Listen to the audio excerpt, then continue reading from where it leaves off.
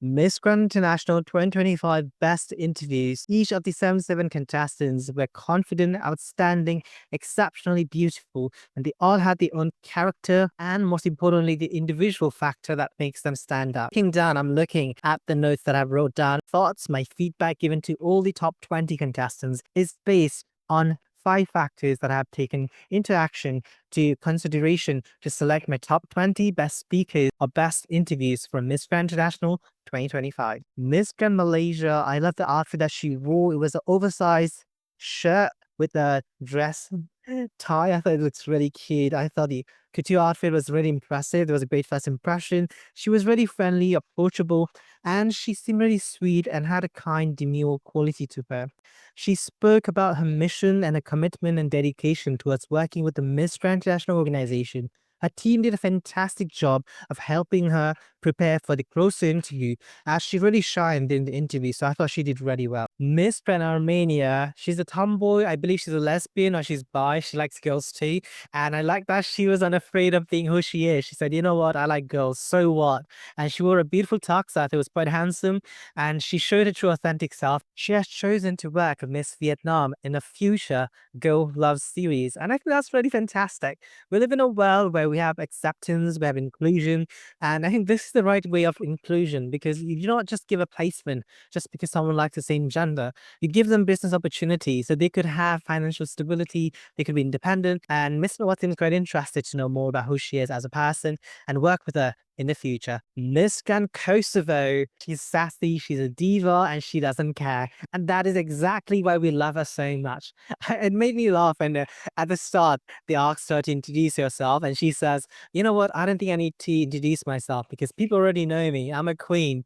That was, you know what, that was just unexpected. It made me like her even more. And then she said, no, I was just joking. You need to have a bit of a feistiness. And being a Miss Grand International, you need to have a bit of spiciness, and she has that. So I think that they like her, and of course the fans, they have fallen in love with Miss Grand Kosovo. Despite coming from a small pageant country, she's unafraid to be who she is, and she's authentic and staying true to herself. And that is one of the reasons I love Miss Kosovo. Miss Grand Indonesia, Vina, I think she's a true representation of Indonesian woman, as she's only 5 feet 6 inches tall, a modern day woman who lives in places like Jakarta and other cities around the country. So I like that she's quite natural, quite effortless, and she did not try too much to do hard selling, which is something I really like, because when you do business proposal, you cannot oversell yourself. So I like that she was just taking her time to let the judges know who she is. This is the first debut here for Martinique at Miss Grand International, and my god, she is one of the best delegate in terms of face card. She's absolutely stunning. Despite coming from a small island that many people may not know much about, I think she did a really good job of handling herself under pressure and telling the judges, giving them knowledge and educating them regarding where her country is located in the world map. And also she worked as a fashion model, where she managed to get the subtitle Miss World Top Model. That shows her potential to work as a fashion model in Paris, France, where she has been working and studying alongside that. Martinique has a really good potential in the world of fashion industry. I think she has a good height, she has a good body, so I think she is someone to watch out for. I think she's a dark horse in the competition. Miss Grand Australia, she was the first contestant to give an interview, and she was really positive, and she managed to uplift the energy of the room, and I think she did a fantastic job. I really liked her interview, as the judges seem interested to know more about who she is as a person, and they seem to be very comfortable in a company.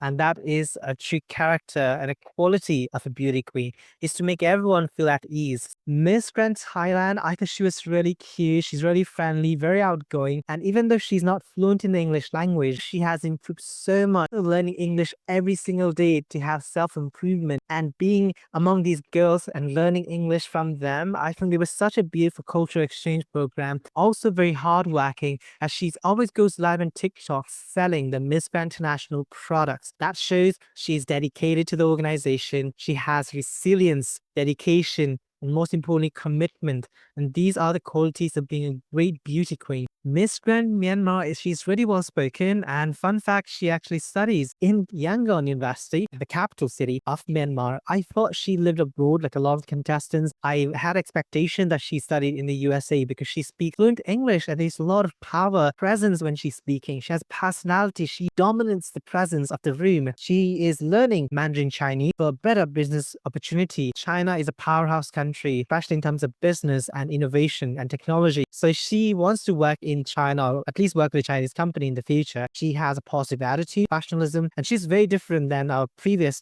Miss Grand Myanmar. Miss Grand Ecuador, she was so sweet, and when she showed her phone, it was her as a child. I think she was like 5 years old, performing on the stage. See her transformation from that little girl who has that shining eyes, a glimmering of hope and a bright future ahead, to now a strong, independent, confident woman who has capabilities to be a stage performer, and she's a great singer too. I loved her outfit because it is inspired by a Thai dress, chutai, and I like that it has the contemporary take on Thai dress, but this sabai, the sash fabric that goes on one shoulder and hangs at the back. I thought that was a really beautiful appreciation of the host country, Thailand. Miss Grand Palestine, she's the first ever contestant from a country in the Miss Grand International Beauty Pageant, and she wants to help expand the image of Miss Grand International that she has already been doing in the Middle East. It shows a lot of hope into new countries that are not really familiar with beauty pageant industry. And I cannot imagine to be in her shoes because she has experienced so much hardships and conditions and struggles in her country.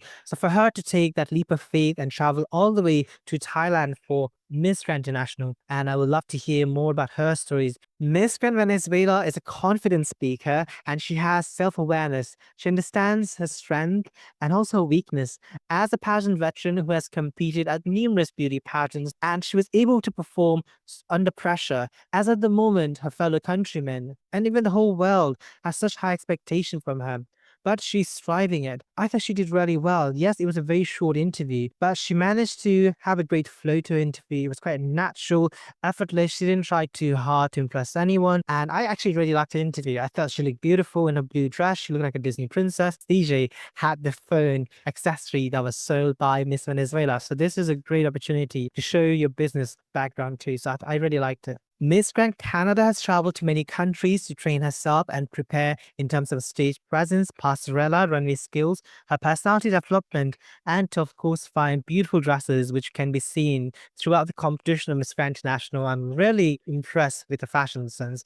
And I actually did not know, a fun fact is Canada has never had a placement in Miss Grand International ever since the inception in 2013. So for me, that is a surprise. So she is really working hard to express herself really well, and she has showed that she has the qualities of being independent as she has traveled to different countries while doing numerous activities like social work, philanthropy work, and I really want to see Canada finally achieve the first placement in Miss Grand International. Miss Grand Guatemala, she is elegant, regal, majestic with a sophistication. When she speaks, there's a sense of calmness to her voice. She's really poised, and as someone who likes to listen to beauty queens, and of course we know that Miss Grand is all about drama, big production, and we cannot forget the true essence of Miss Grand International is to help the underprivileged people. And that is exactly what she has been doing in her home country, Guatemala.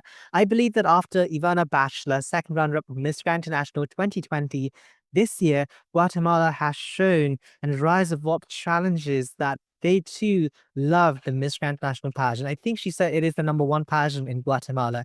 And I'm sure that is a fact because I think Guatemala has a really high chance to get a even top 10, as I really love not only her outstanding beauty, but also her inner beauty, especially her voice is great for audiobooks. Miss Grand Tanzania, she showed humbleness, gratitude, and appreciation right at the start of the interview, as she took that moment to acknowledge the Miss Grand International for giving her the opportunity as coming from a non-pageant country. I love listening to answers because it felt heartfelt and she made it personal to her. She managed to connect the questions and the answers back to who she is as a person. And at the same time, she has the support of the entire country, Tanzania. Government workers, she said the politicians are helping her to expand this image, the brand of Miss Grand International in Africa. I like Miss Tanzania and her fashion, her attitude. She's at the right pageant. I think this is where she belongs, at Miss Grand International.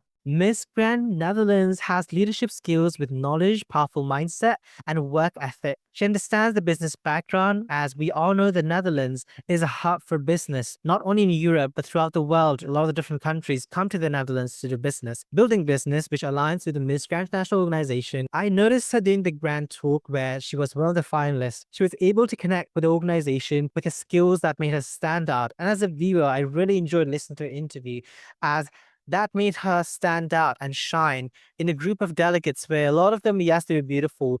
But one beautiful thing about Miss Netherlands is that she was able to find the perfect balance between personal and professional skills. Miss Grand United Kingdom, she's an excellent public speaker who has many years of past experience of competing in beauty pageant as well as traveling throughout different countries. She mentioned in the interview that she has traveled to 9 different countries just this year, 2025. That is really impressive. Imagine traveling to so many countries while preparing for Miss Grand International, one of the most competitive beauty pageants. Her compassion, her dedication, and her investment to get the first golden crown of Miss Grand International enter the European market, as Europe has never won this competition. I like that she's a global citizen who travels for work, and it shows that she is always willing to learn. I think Spain is one of the best candidates throughout the competition. I loved her in different challenges, always very calm and collective. She speaks from her heart. Miss Grand Spain is a great example of a hardworking woman, but not just hardworking. She knows how to work smart. It was a very simple interview. It was nothing over the top, but it really helped her to know more about who she is as a person. So I've given her already high score to Miss Spain. Miss Grand France looks so beautiful. I love her French fashion. She looked absolutely stunning. The outfit was made by Ukrainian children. And I had no idea that she has the Ukrainian background too. That makes her even more beautiful in my eyes. And one thing I really like about her is not only she has a great stage presence, she has good character. As she talked about traveling to Ukraine twice to help the underprivileged people living in very devastating situations. They've lost so much. They've lost their house, their family members, and be a voice for the voiceless. And for me, that is so beautiful. She does not only have a outer appearance of beautiful physique, but she also has a beautiful heart, compassion, empathy, humility, and gratitude, and have appreciation towards the Miss Grand International Organization, where she would like to expand her maker venture. It aligns very well with the Miss Grand International Organization, as Miss World always sells skin products, makeup products, even perfume through TikTok live streams. So I think she understands the business accolades of the Miss Grand International Organization. I think she's capable to be a peace ambassador and good role model and use the stage of Miss Grand International for good things. So I actually really would love to see France win the Golden Crown of Miss Grand International. Miss Grand Philippines, Emma has such a beautiful public speaking skills, professional television host. Her hosting skills allowed her to give a breathtaking and outstanding interview. I do not know much about her outside of the pageantry world. My first impression about Emma, and she made me laugh a lot. Managed to build a great connection with Emma and the judges because they were laughing so much. They're having a blast. They were having so much fun. And that just shows that they enjoyed being in a company. That is one of the key qualities that the judges are looking for. Is she someone that could work with the organization? Can she travel to different countries? And I really like that she was so knowledgeable about the current affairs happening in the country. As we know, unfortunately, the Philippines went through devastating natural calamity, natural disaster just yesterday. And a lot of people are suffering, losing their houses and livelihood. So I'm really feel that she had empathy, kindness, and characteristic of being a true professional beauty queen is about helping other people. And despite only having 2 minutes, which is a very short time to make an interview, I think she was able to make a long-lasting impression to me and the judges as she cemented herself, at least in my personal opinion, she has cemented herself a top 5 placement. And in my personal opinion, she is the strongest Asian delegate at Miss Grand International 2025.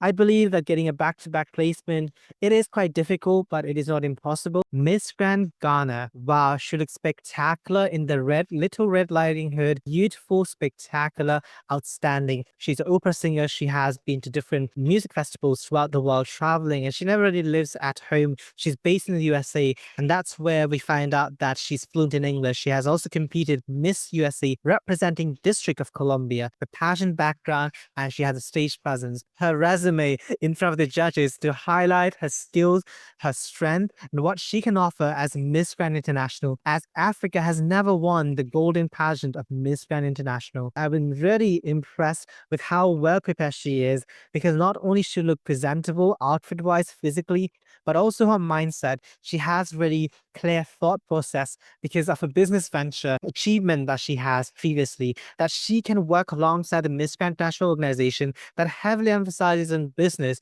And she, as a performer, she can help expand the image and the brand of Miss Grand International beyond borders, as she has already managed to have her organization work alongside places in the USA, in the Americas, and building a bridge through Africa to rest of the different parts of the world. I think it is time for Africa to finally win the first Miss Grand International, and crowning Ghana would be a spectacular, be great momentum to help the girls in Africa to see that, you know what, you too can be Miss Grand International, which really inspires and influences other countries to join this competition, as the participation of Africa is still quite limited compared to Miss World, where we see over 20 countries from Africa. So we hope to see that happening very soon. And at the moment, I think that Ghana has the true potential to be the next Miss Grand International. She brings so much character. She's unique in the sense that she is the only one with a super short pixie haircut, and she is not afraid to show who she is and what she can offer to the brand. Let me know in the comment section who are your personal favorites from Miss Grand International 2025. If you agree with my choices of top 20 best interviews at Miss Grand International, please let me know what you think of the choices. If you enjoyed watching, please share this video on your social media, hit the like button, subscribe to this YouTube channel to see more videos like this,